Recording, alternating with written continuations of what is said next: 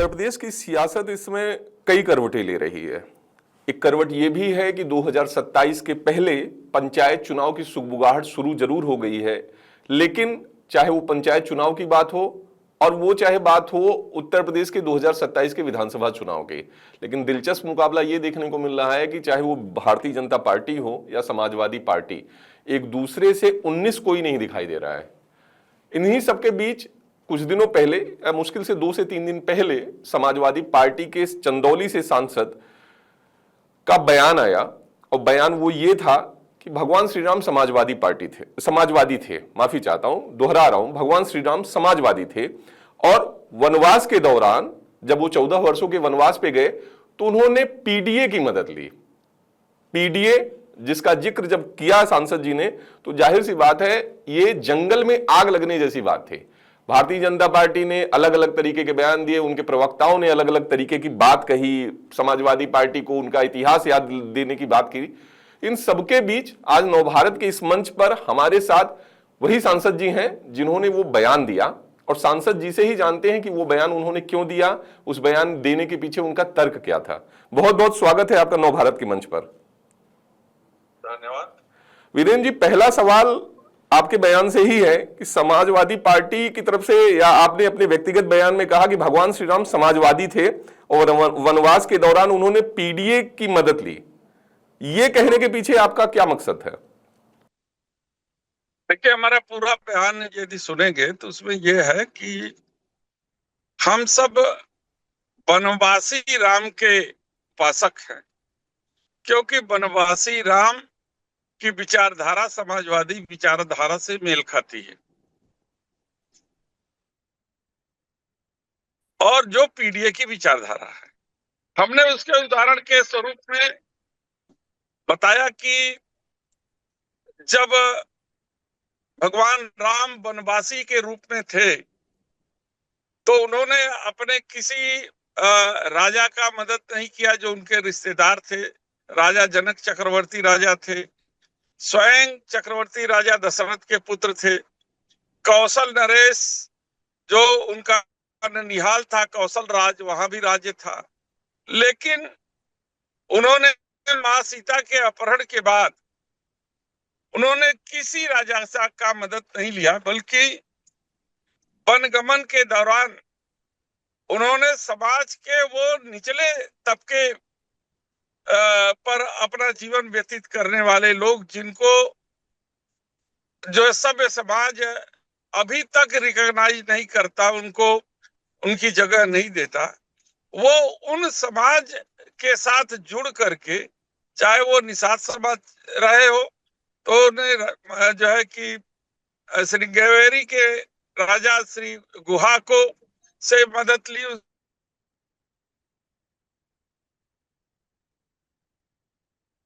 आपकी आवाज कट रही है सांसद जी।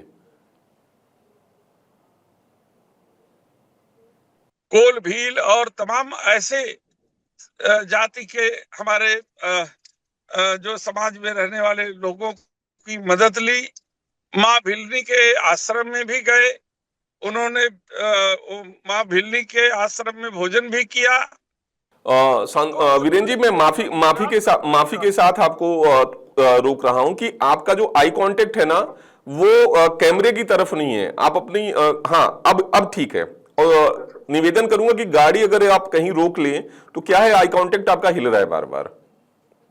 चलिए, रुकने की स्थिति नहीं है, हमने किसी को टाइम दे रखा है, क्योंकि आपकी बात आई है तो मैं आपसे बात कर रहा हूँ। अभी ठीक है, अभी ठीक है। आप अपनी बात शुरू करें। फिर वो जो है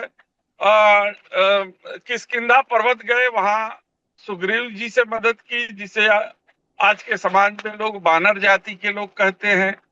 उन्होंने जो है जामवंत को मित्र बनाया, भगवान हनुमान से उन्होंने मित्रता की, और जो है महाप्रतापी रावण का वध किया, और वध करके उन्हें मां सीता को उसके चंगुल से छुड़ाया। और वो जितने भी काम किए, फिर उसके बाद वो जो है कि अयोध्या गए। तो वनगमन के दौरान जो उनका चरित्र था वो समाजवादी चरित्र नहीं था तो क्या था। जो आज का पीडीए है वो उसी तरीके के चरित्र का जो निर्वहन भगवान राम ने किया था, तो हम सब उनके अनुयायी हैं, उनके उस स्वरूप को मानने वाले लोग। जहां तक राजा राम का चरित्र का सवाल है, जब वो अयोध्या के बाद गद्दी पर बैठे तो गद्दी पर बैठ करके राजा के रूप में उन्होंने मां सीता का परित्याग किया, जो किसी भी दशा में स्वीकार्य नहीं था। तो ये कहीं न कहीं ऐसे लोगों के साथ तो वो घिरे रहे जिन लोगों ने मां सीता के परित्याग कराने में भूमिका अदा की।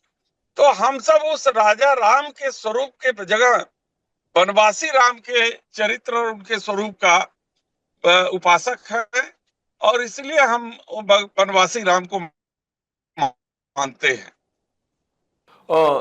वीरेंद्र जी, वो समाजवाद से भी जी आपके तर्कों को समझने के बाद, लेकिन जब आपने इस बयान को पहली बार दिया उसके बाद आपने देखा होगा कि बीजेपी पूरी तरीके से हमलावर हो गई, और बीजेपी जब समाजवादी पार्टी पर हमला करती है और भगवान राम और अयोध्या की बात करती है, तो वो कार सेवा के दौरान जो गोली चलाई गई स्वर्गीय मुलायम सिंह यादव जी के समय में, उसकी जरूर वो बात करती है। तो उस बीजेपी का उस पे भी स्टैंड था पहला, और दूसरा स्टैंड ये था कि राम मंदिर के लोकार्पण या राम मंदिर के शिलान्यास कार्यक्रम में निमंत्रण देने के बावजूद भी समाजवादी पार्टी के मुखिया अखिलेश यादव और बाकी लोग नहीं गए।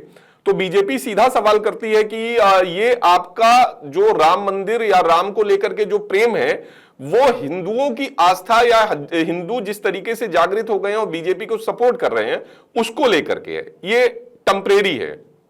इस पर क्या कहेंगे?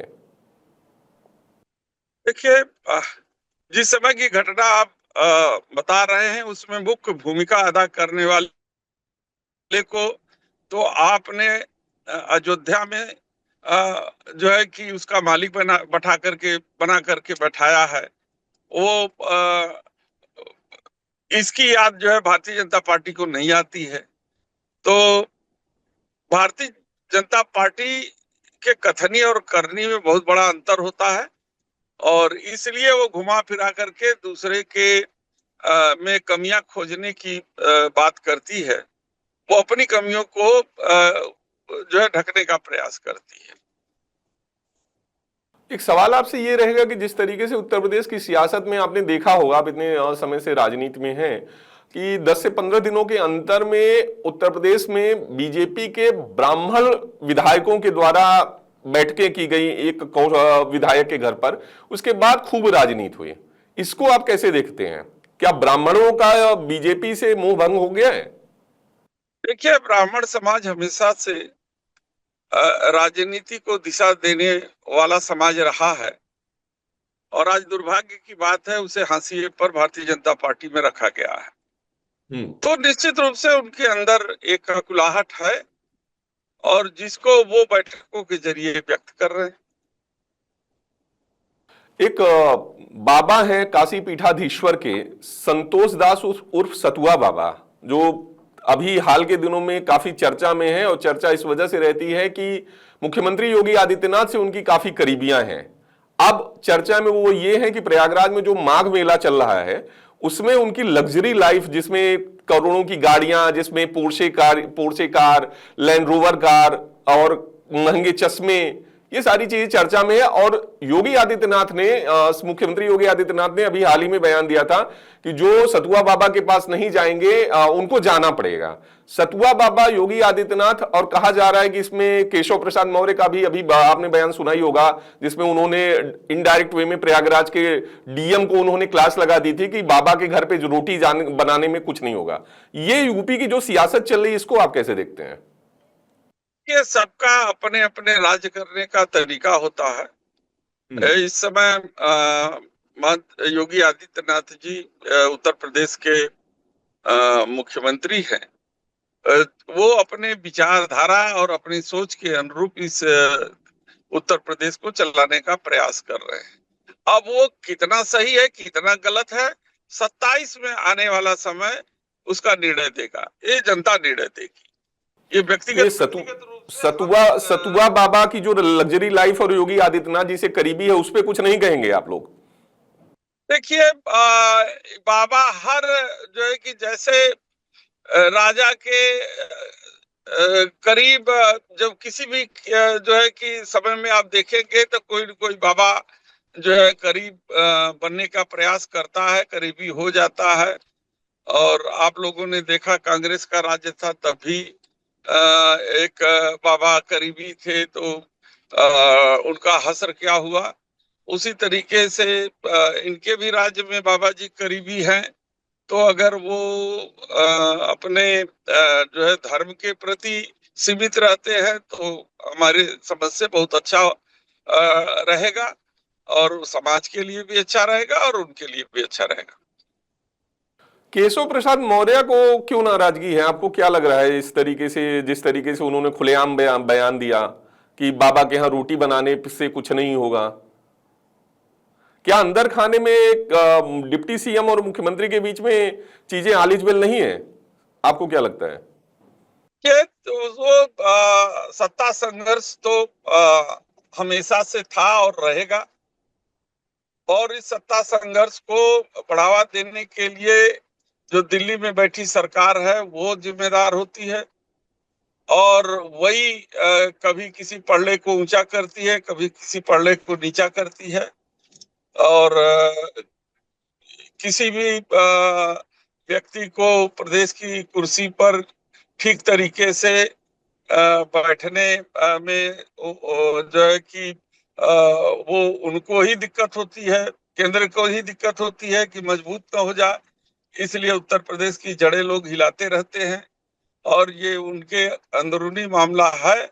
और अभी तक तो केंद्र की सरकार इसी तरीके से काम कर रही है, जिसका नतीजा आप लोग देख रहे हैं। बहुत बहुत शुक्रिया वीरेंद्र जी, नवभारत के साथ जुड़ने के लिए, और बड़ी बेबाकी से आपने राय रखी। अब दर्शकों पर छोड़ते हैं कि दर्शकों को ये बातचीत कैसी लगी। बहुत बहुत शुक्रिया, आभार आपका। धन्यवाद, धन्यवाद भाई, नमस्कार।